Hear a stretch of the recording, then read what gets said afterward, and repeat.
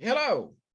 Get your official products such as this marvelous t-shirt that I'm wearing or this great coffee mug that I'm drinking out of and many other products with the show about stuff, the Stephen Davis logo at https://www.zazzle.com/store/a-stuff-store and make sure you get your 15% discount today.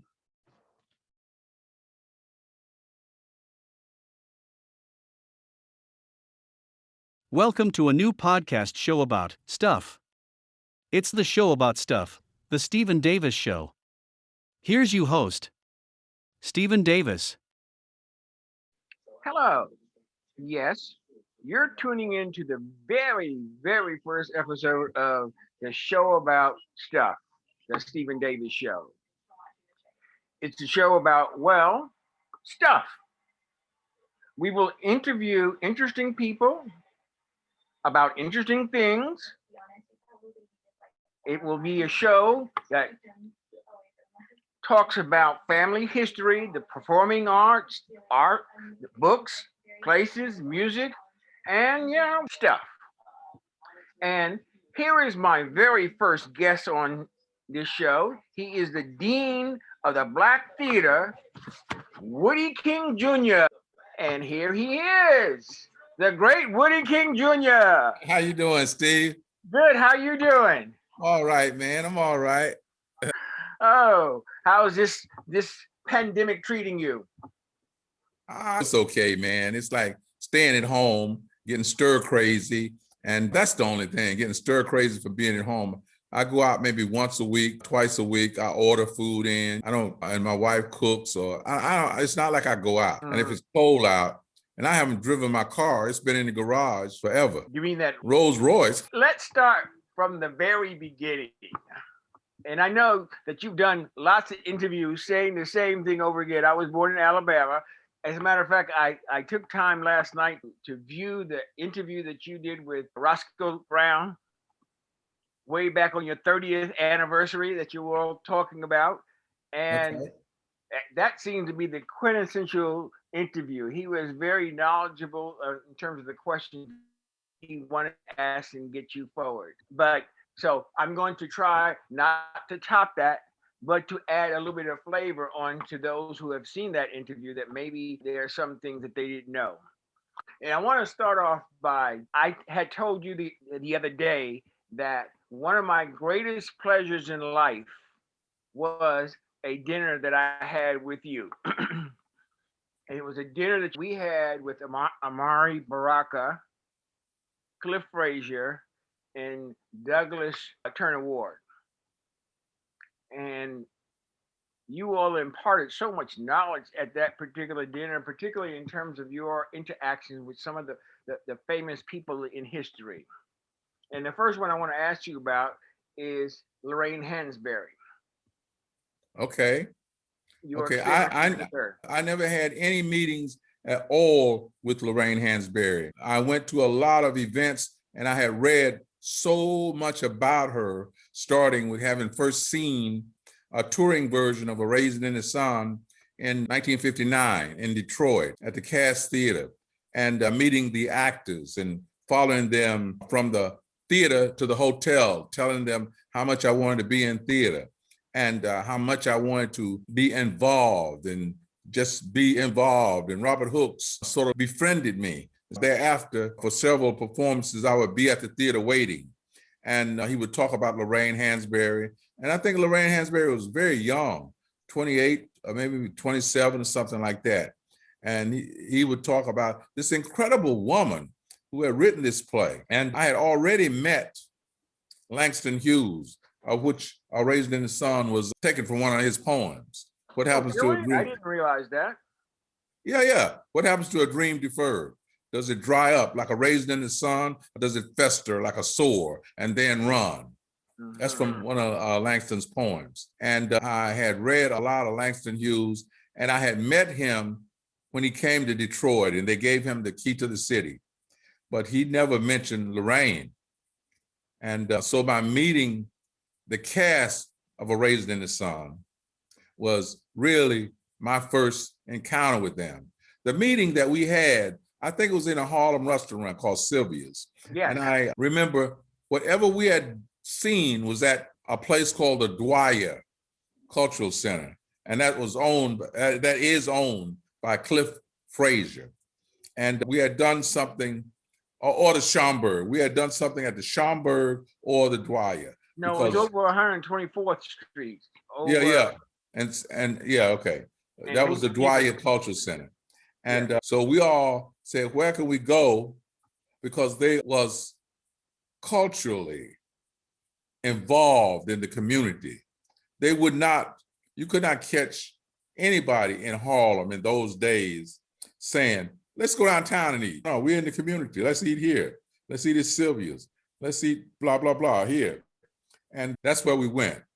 And over food, and I remember you were there with us, and it was like a wonderful evening. That's all what I really remember about it. And I remember that Cliff Frazier was getting ready to take over this DuPois Cultural Center alone. He had been working with Boza Rivers, Harlem Arts Alliance, and he was going to take it over alone. And that's what I remember about it. Amiri, and it's pronounced Amiri Baraka. I don't know why he was there. It wasn't one of his plays that had been done there. But he was at the theater that night. Oh, he was just there. Okay. Yes, he was there along with Douglas. And if I can remember correctly, you introduced them to the crowd. Yeah. Okay. But it was a vehicle that Ozzie Davis, Louis D. was starring in for you. Oh, okay. People came out to see Ozzie and Ruby, and I was probably producing it. It was actually after Ozzie died. Because Ozzie wasn't there. Okay. Oh, maybe he was. This is tough getting old, isn't it? Yeah. Ruby only did a couple of poetry readings after Ozzie had died. You know that. She didn't do a lot. Yes, I do. But I just remember that it was such a great evening. But which leads me back to something that you were saying earlier. How was it meeting Langston Hughes? These are people that we talk about in history, and the history is that you are the bridge in between some of those great people that you've met, and we now read in the books. How was he as a person? Langston was brought to Detroit and given the key to the city. And of course, being, I think, 18 years old, and Ron Milner and I was a member of something called Boone House, a poetry center. And a poet named Margaret Danner, who knew Langston, she called us and told us, and we flocked to Boone House. And then thereafter, we went to his hotel room at the Park Shelton Hotel. Park Shelton. For 18-year-old. Oh man, I'm telling you, Steve, it was amazing, man. We were meeting people, and you gotta understand, back in those days, the library and the Art Institute of Detroit was probably more filled with Black culture than any in the country. And we had been inculcated with the culture. And immediately next door to the Detroit Public Library was something called the Azalea Hackley collection of Black works and Black literature and Black culture. And for the last 3 or 4 years, when I was maybe 18, the librarian would call me and say, we got a new book in by Langston. We got this in. And so we couldn't afford it. We'd go there and read it. And so when Margaret Danner invited us to the Boone House, and Langston told us where he was living, thereafter, we went to the Park Shelton Hotel to his room. Oh, and wow.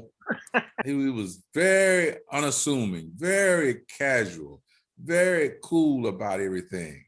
And he said, oh man, he looked at the key. He said, I wish they'd give me the money for all this. And that was laughter. It was laughter. Because then, wait a minute, this guy's real. And he's as real as his simple characters. He's as real as his poetry. It was some reason we related to his work.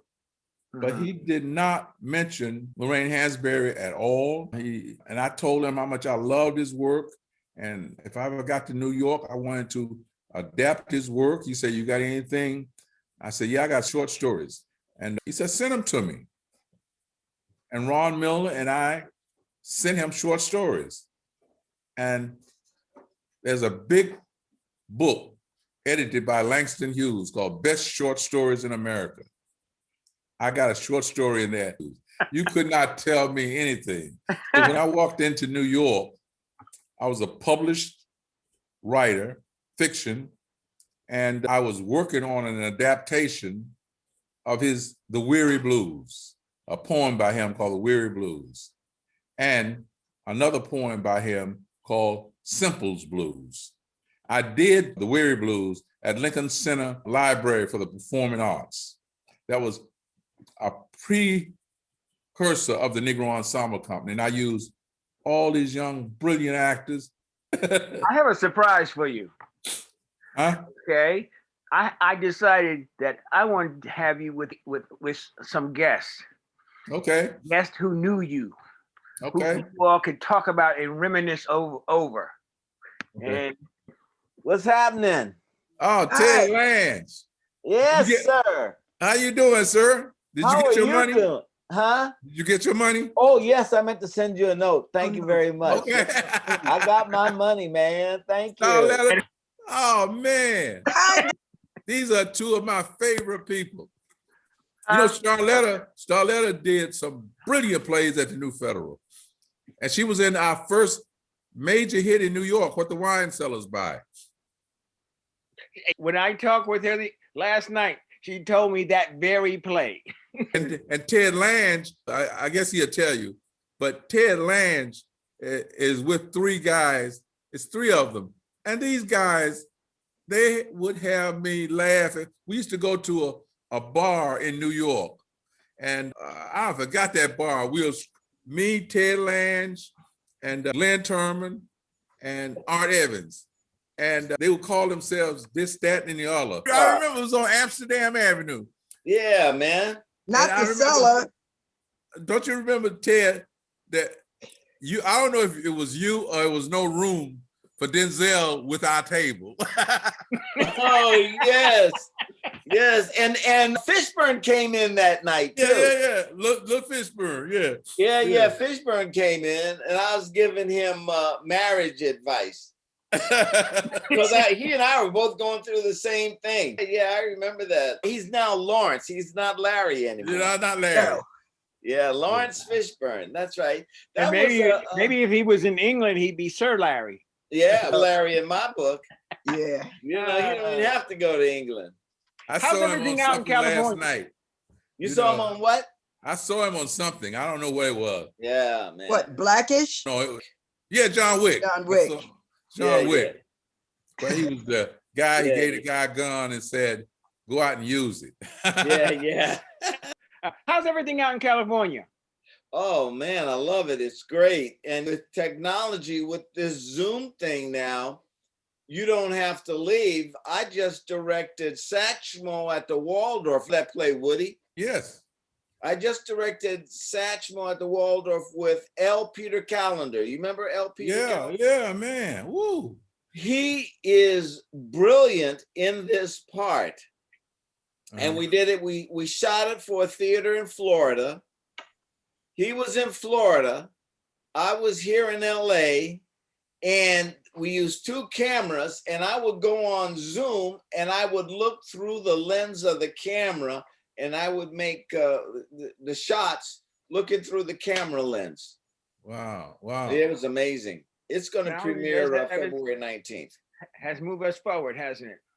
Yeah, there's a whole thing. If you can imagine now, because we can't be in a theater anymore for a while, but you can do stuff, stream stuff now.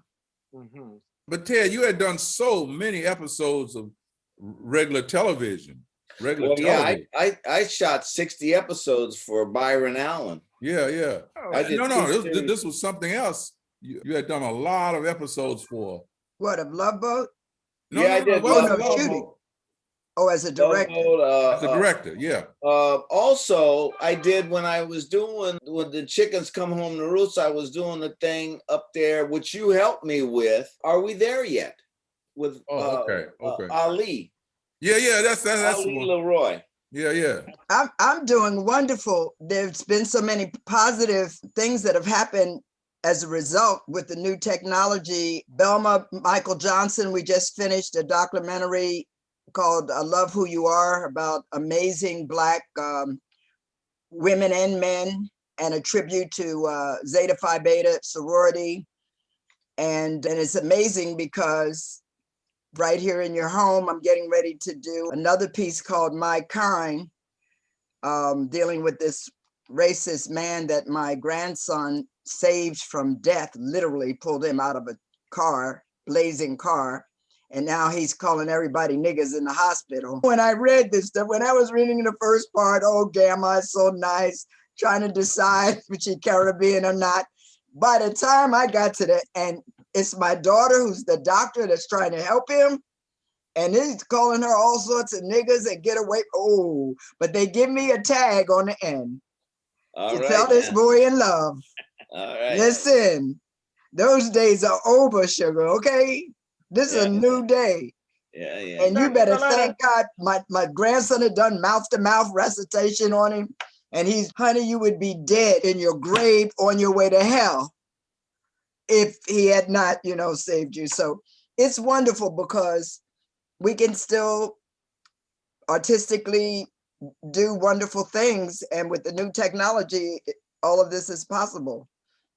That one I will have to go out because we do have to, I have to be at a hospital and have to, wherever the location is for my house, but it's lovely. Tell the audience some of the stuff that you've done in the past, because you've been around for such a long time. You're making me feel like a young man, leaving me out of that. I'm happy. No, you in this. One of the pieces I did was a play of Ted's, Osborne P. Anderson. Yeah, I wrote that for you. I wrote that part. We did it together. And yes. Stephen, she was brilliant. She had a scene at the end of that play.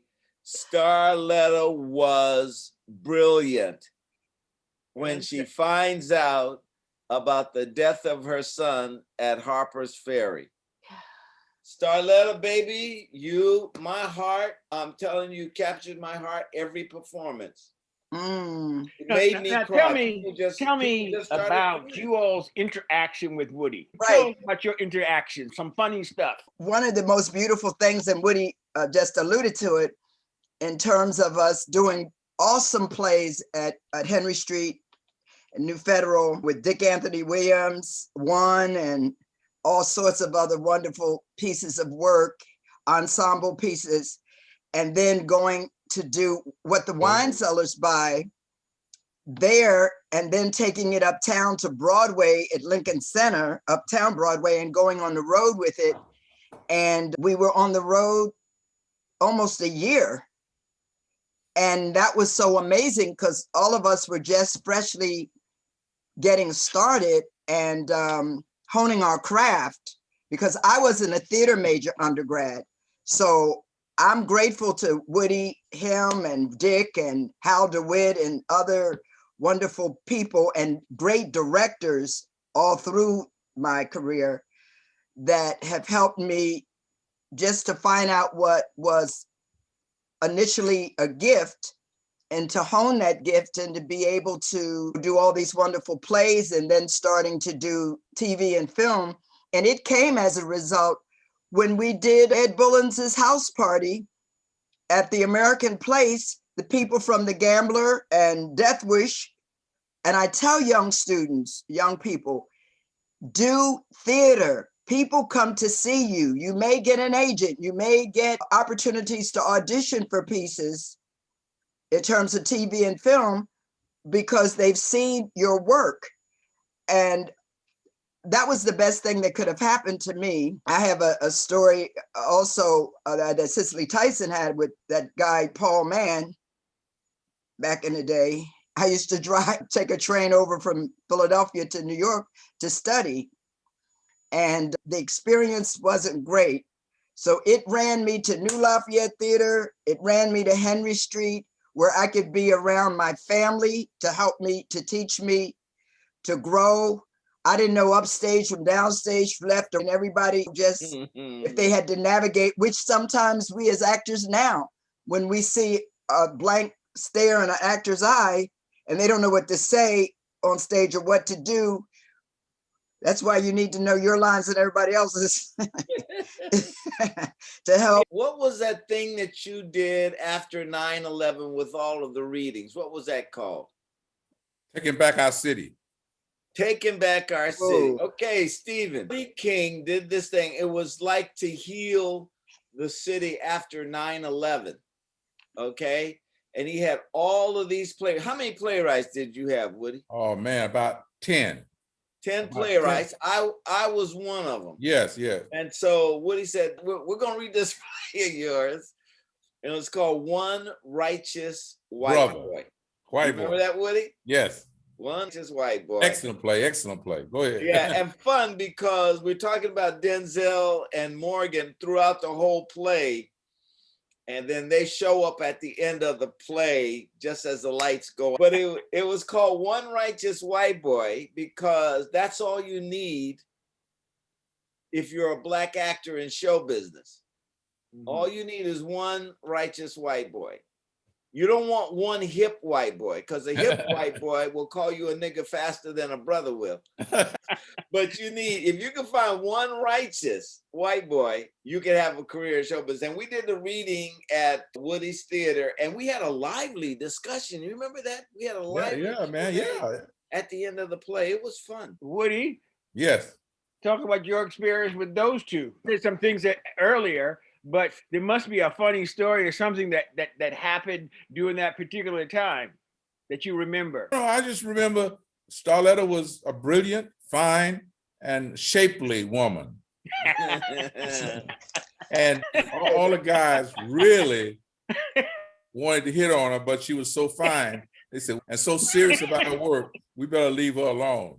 And sure enough, we go on tour and all Taria and Debbie Morgan and all of them gets pregnant, not Starletta. And the fun with Ted, who was just on my 50th anniversary celebration. Yeah. And I told him about that. Yeah. And Glenn Turman and Art Evans is like, if I came to LA and we went down to Leimert Park, we had a ball. We were just, and they came to any one of them came to New York, we'll hook up. Yeah. And I eventually hired Art Evans' wife to be our producer of Checkmates in LA. Right. And so it's like it's a small world. But funny, we were all business. We were all about the art. We talked about the art. We talked about, and I think Ted Lange you were in a hit show, man. You were in a hit show. Yeah. And so it was like, everybody was just there and people come in, get your autograph. But it was that time. It was like we were in the company of royalty. And Art Evans, I think right after he did a Soldier's Play, and I think he got nominated. Didn't he get nominated for that? I'm not sure if he got nominated, but I know that Art, he's got his own special curveball that he throws on a part. And he certainly did in a Soldier's Play. Oh, man. You're bringing these up, man. And being an old guy like me, you old? I remember and shit I don't remember. But those things are indelibly etched in my mind. Starletta, I know you don't remember Debbie Morgan. Yeah. Terry Taylor. Yeah. Okay. And you were on the Wine Cellars with us on tour. Yeah, girlfriend. Regina, Ramona King, yeah. Yeah. So you did that play at New Federal. If you go to the New Federal Theater's website, you will see they say, oh, there's Starletta. There's Starletta. Well, she did a play in 1992. She did a play, yeah.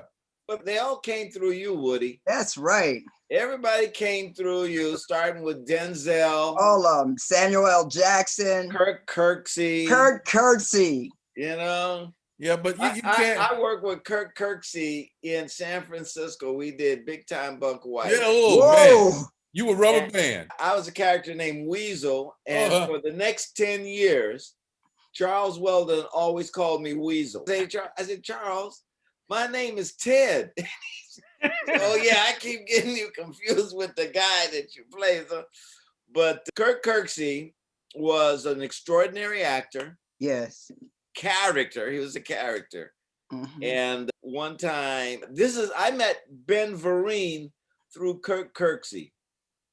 And I was in Los Angeles. I called up Kirk and I said, I'm down here from San Francisco and I'm trying to find out how to get things going. And Kirk says, well, Ted, I'm going to see Hair. You want to come with me? You'll meet some other actors. I said, yeah, sure. So I go with Kirk to see Hair, sitting in the theater. He said, let's go backstage. Ben Vereen was the star of the show. Ben Vereen was he was so good, he was playing the white part, Burger. So we go backstage to meet Ben Vereen, and Kirk puts his arm through my arm like I'm his date. He goes, so he says, Ben, I'd like you to meet Ted. I never said anything to Ben about being straight. I never said anything to me about, are you straight? But that's how I met Ben Vereen. And Kirk, so he was a character. He was really, truly a character. Yeah. All those guys, man, all those guys, they were just wonderful. And so someone asked me about LGBT at our theater. I said, you don't want me to go through and tell you people's secrets. Just loved each other as artists. Yeah. It wasn't People about, tripping today. Yeah. That's what I was going to ask you. What is the difference between that time and the time now? Family. We were a family. We were a huge family. Sheila and I are going to talk to you at some point. We fed each other. We didn't even realize we were struggling. You know what I mean? Mm-hmm. Whatever that word's supposed to mean. It's just, if I had it, I'm going to share with you. Yeah. That was a different mentality though, Starletta. Yes. That was a different mentality.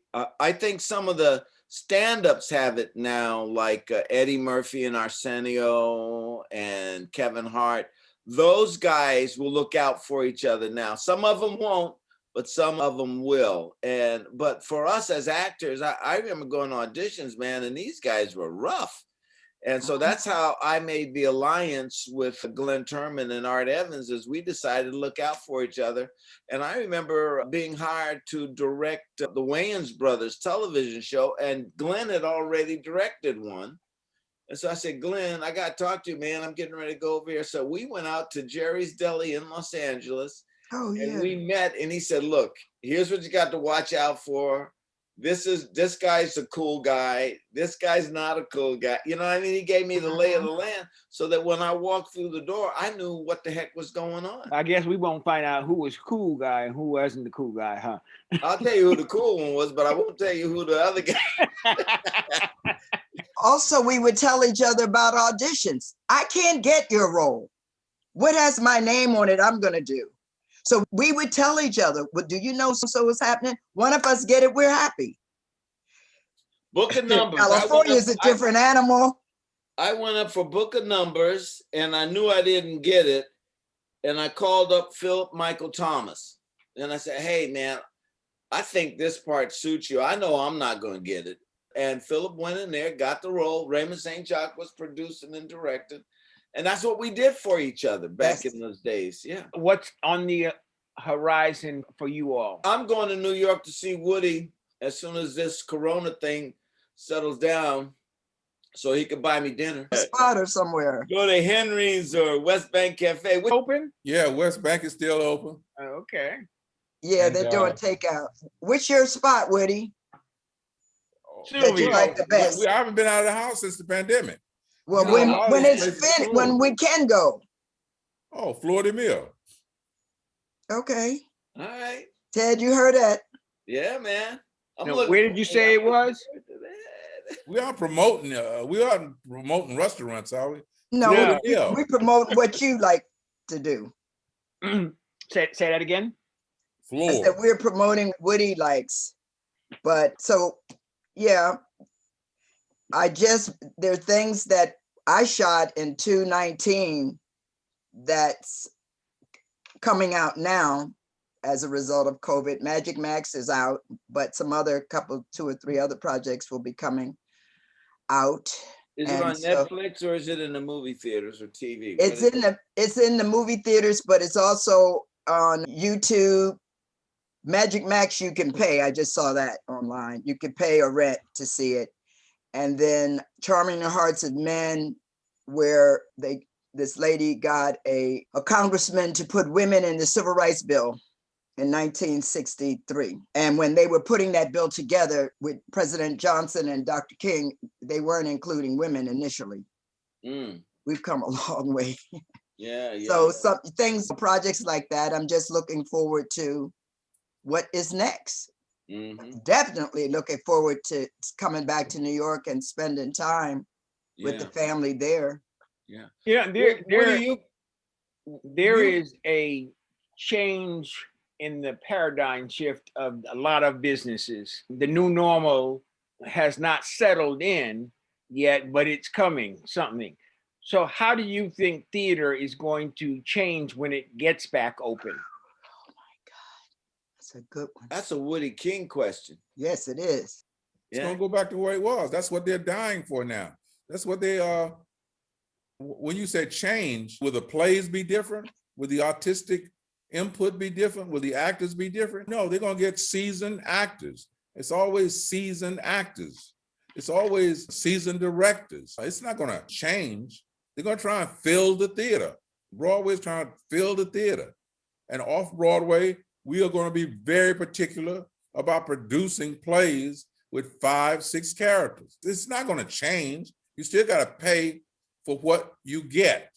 And you gotta pay the directors. You gotta pay the actors. You gotta pay pension and welfare. You gotta pay, and you cannot avoid that.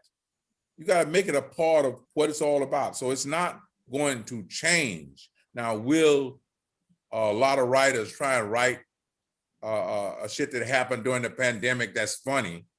But I'm in the pandemic.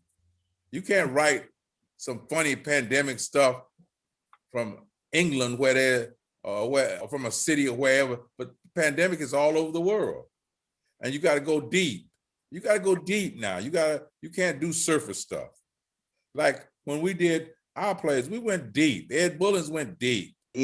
Daddy. Lange went deep. These writers don't go surface, and they don't talk surface. You got to be very careful about a Hollywood sell and a deep conversation. I don't think and Ted can correct me if I'm wrong, when we used to sit in those restaurants, we may not even mention Hollywood. You got to talk about deep. You got to get deep. And you got to talk about the work of Jimmy Baldwin, The Fire Next Time. You got to talk about Ralph Ellison. You got to talk about Toni Morrison. You got to talk about Adrian Kennedy. You got to talk about deep work. And if you can't talk about that, these are not the people you should be with.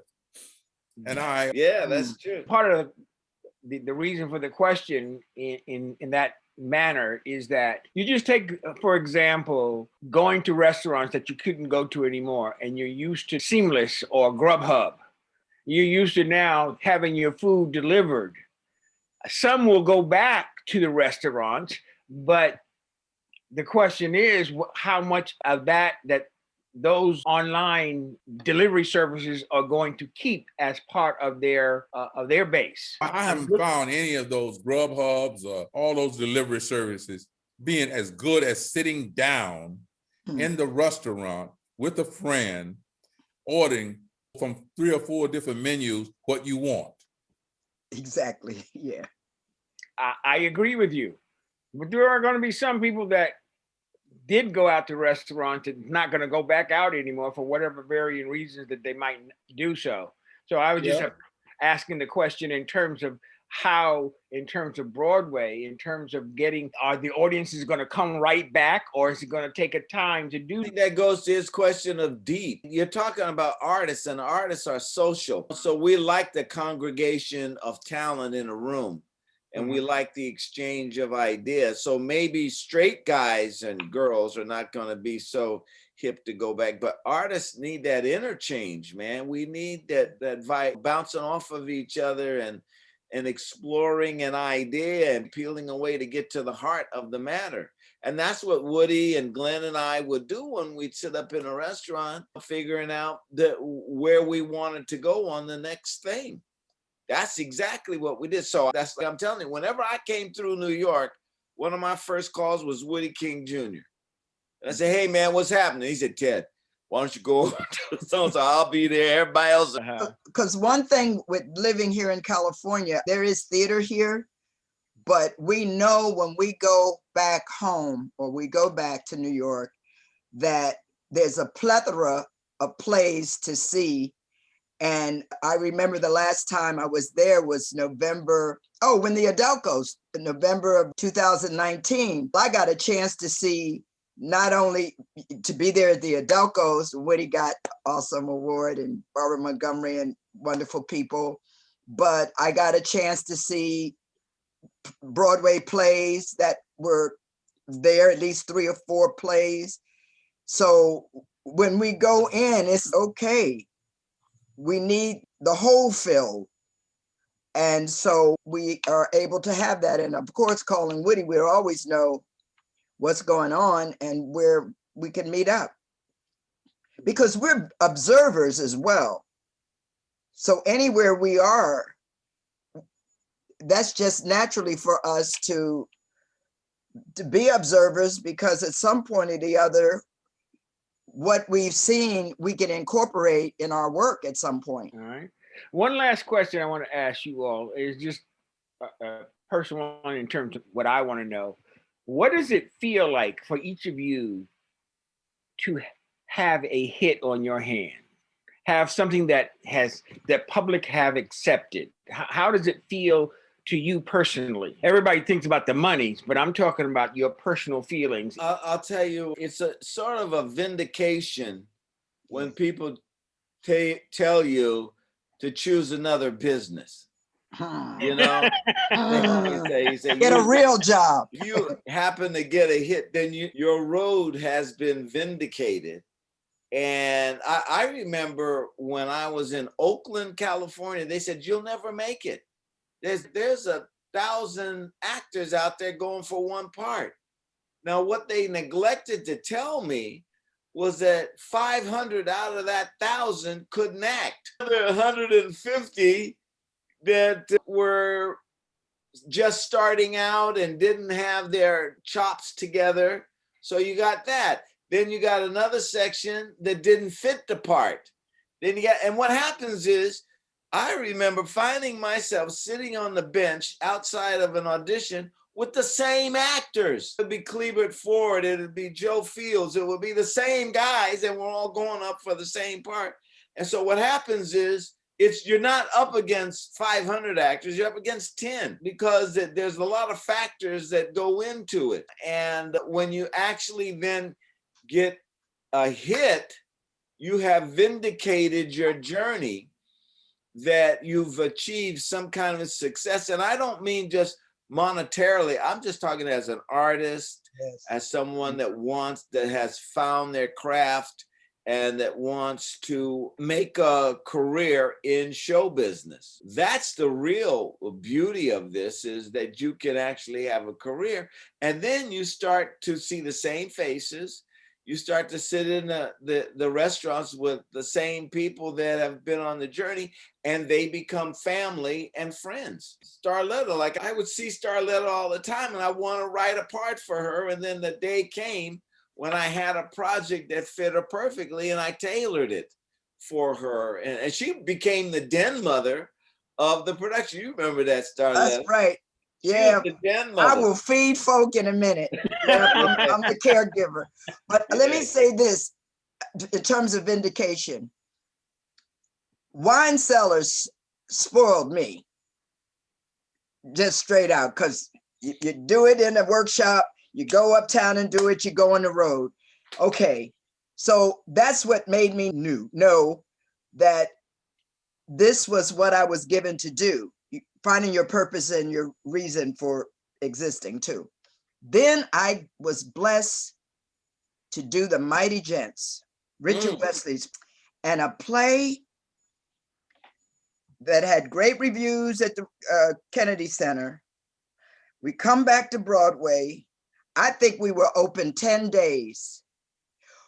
But Ed Bullins told me, you're going to get nominated for a Tony. I said, no, this is my first time, second time out, whatever. And it was true. Morgan Freeman and I. Validation again. So no matter what would happen going forward, when people would ask me to get, when am I going to get a real job? I just say I have one. And if we manage, do our W-2s, it all works out. And I'm so blessed to know that I dared to dream this dream, as we all have. And that with the slings and arrows of outrageous fortune along the way and different choices we would make, people telling me, if you go home to take care of your father 2 years, you could forget about it, a career. And God said no. And it's always for us about the work. The money will come. We always have enough to take care and do what we need to, and also to be a blessing to someone else. Yeah, it's glorious. No regrets. I didn't get into it for fame and fortune. I got into it that I would leave a body of work that you all would respect. When I was in New York and I was running the streets, and I had a little good fortune, and I'd take a girl out on a date, and she knew I was an actor. She was an actress or something. And she said, let's go Dutch. And I say, no, I'm paying for this because I got some money. But one day I may need you to buy me dinner or to fix me lunch. And so I had all these different actors. I had a list of actresses that I could go to. I said, remember when we didn't go Dutch? And they go, yeah. I said, I need a meal. You know? So they would say, okay, come on over to my apartment and so. That's what I did. So I collected all of these little payback things here, you know. Tab for later. Right, yeah, save that one for later. Yeah. So Woody, you have an even wider catch in terms of the amount of people that you have helped in terms of their careers, the successes in terms that you've had in terms of different plays. Because when I told you before that I was watching last night the tape of with you and Roscoe Brown, and part of what you said was from 1970 to 1980, you had a hit every year. Yes. Particularly on that first one, when you had that first hit, how did you feel?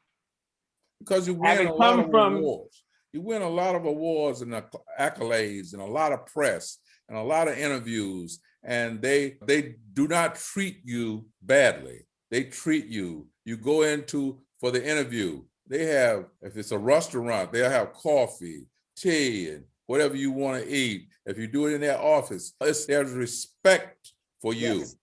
There's a different kind of respect if you win the Drama Critics Circle Award. There's a respect for you if you win an Obie. It's a respect that, and what you say, damn, he knows what he's talking about.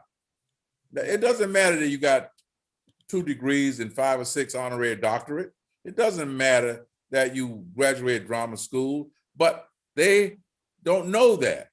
They have a respect for what you are saying and what you've done because of the awards and because of the theater being packed every night and people standing up cheering. And you can stand and there's something when you can stand up at the back of New Federal Theater at Henry Street and say, oh man, Black girl. Woo, I made this happen. Yes. Or Daddy, I made this happen. That's it doesn't have anything to do with money. Okay. I didn't get in it for money. I got into it because it was where I was led, and I love Black people.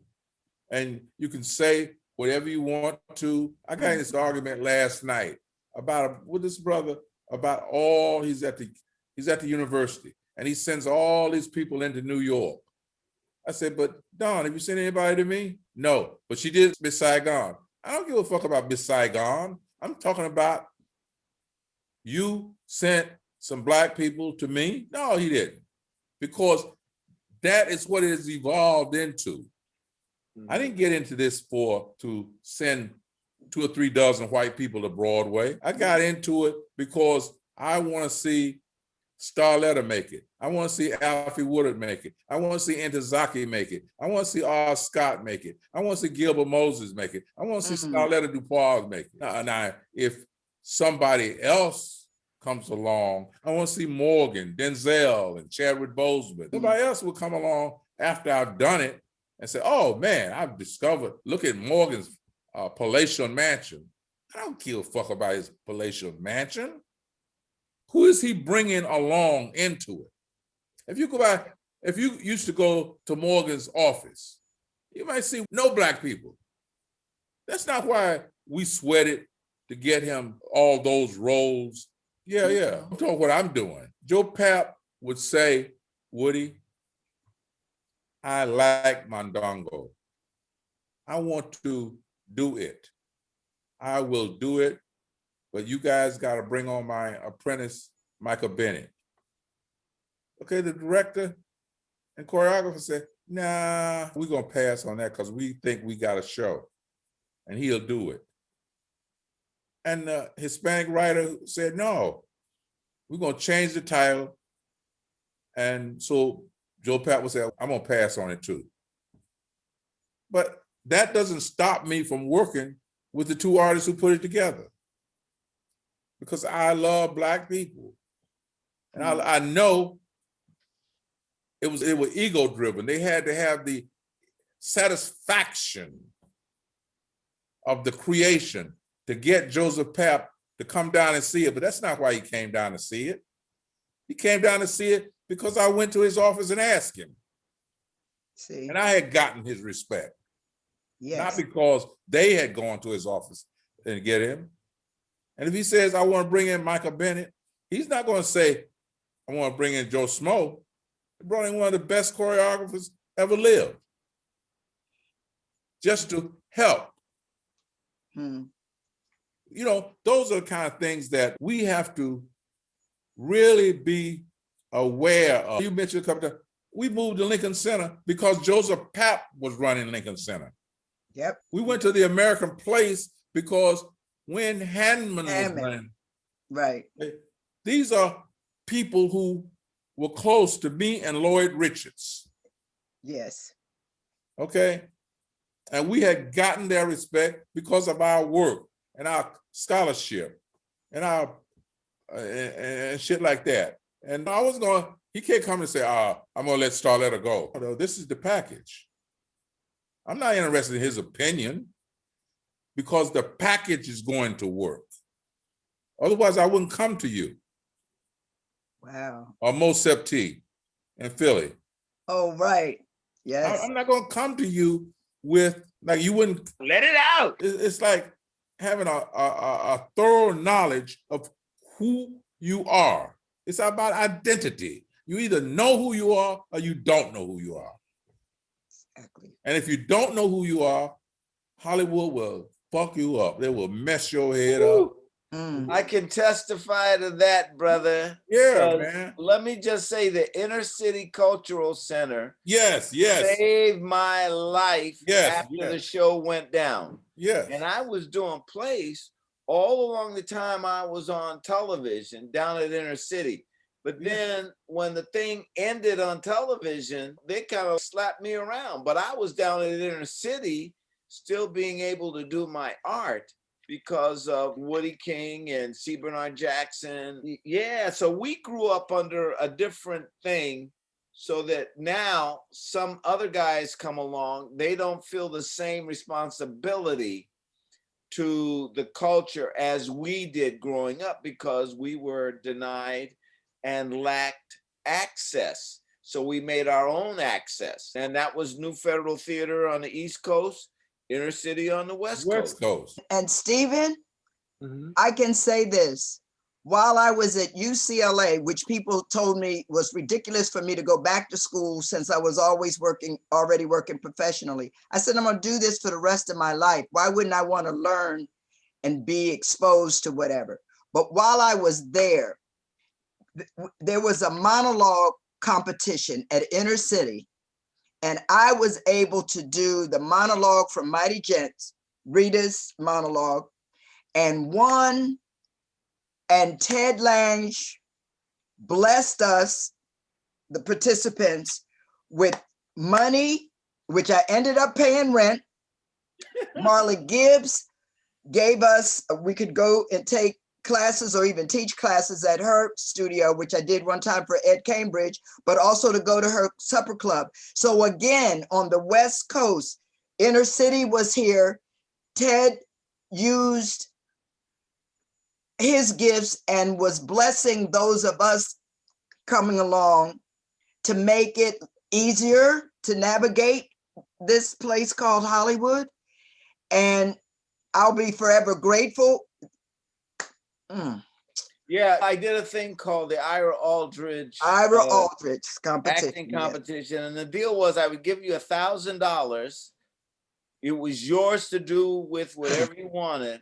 But also I would bring in TV directors, casting directors, and agents, so that if you didn't get the $1,000, you were seen by someone that could help you maybe get a job somewhere else later on down the line. Anyway, I thank you. I gotta go. I got another meeting that I have to be to. I was so happy I could be a part of this and give my props to Woodie King Jr.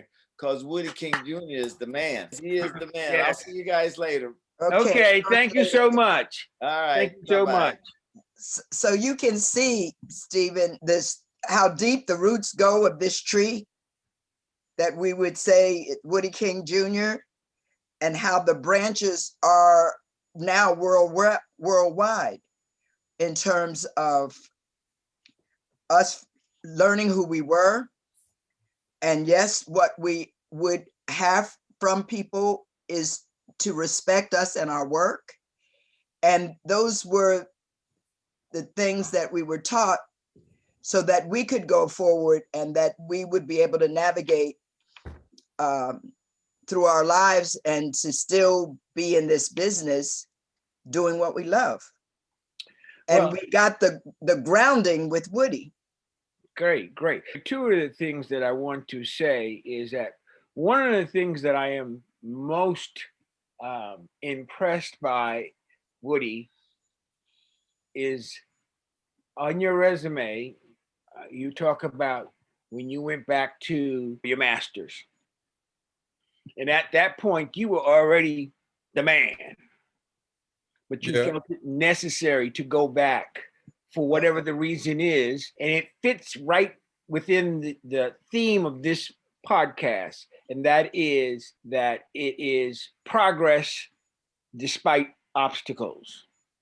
And you have been the man to show that you still can win even though there are obstacles in front of you. And I appreciate so much what you've done for our community, for the world. You've shown that constantly over your life. And I do appreciate so much that you being the first person, you're the first person I thought of to do a podcast with.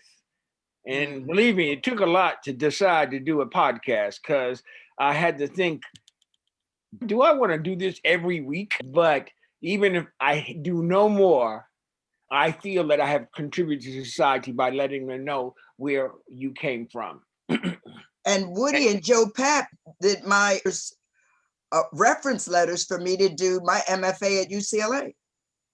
And that's what it's all about. How you can reach out and help people, make a living, but we still have to help people. Of course. Our people. And you're not taking it to the grave. No, seriously. Yeah, Steve and I talk. We talk a lot. You think we're talking a lot now on the podcast, but we meet and talk a lot. There'd be different things we're working on. I've never asked him to be on our board of directors. I might have, but it is about a wider culture. And I think, Steve, you are right in getting a podcast. If you can get some sponsors, it can be very lucrative. If you can't, it's going to be all work. For me to be able to capture on film and on audio a person of your stature is rewarded enough for me, because I'm going to eat at night and I have a place to sleep. So those are the two things that you most need to eat and sleep. Yeah. People. Yeah, And that's good. Mhm. Right. Yes. And he just threw a gem out to you. You will see as you do this that there will be people that will be interested in being a blessing to you as you bless somebody else. I thank you all so much for being on the first episode of the show about stuff, the Stephen Davis Show. Thank you for tuning in this week. Hope you enjoyed this show about stuff. See you next time. Visit the New Federal Theater's website at www.newfederaltheater.com to see upcoming performances and to donate today. The Break Store. Unique branded gifts for the holidays, birthdays, or just because. Visit us at www.thebreakstore.com. Hit the right black Get in Touch button.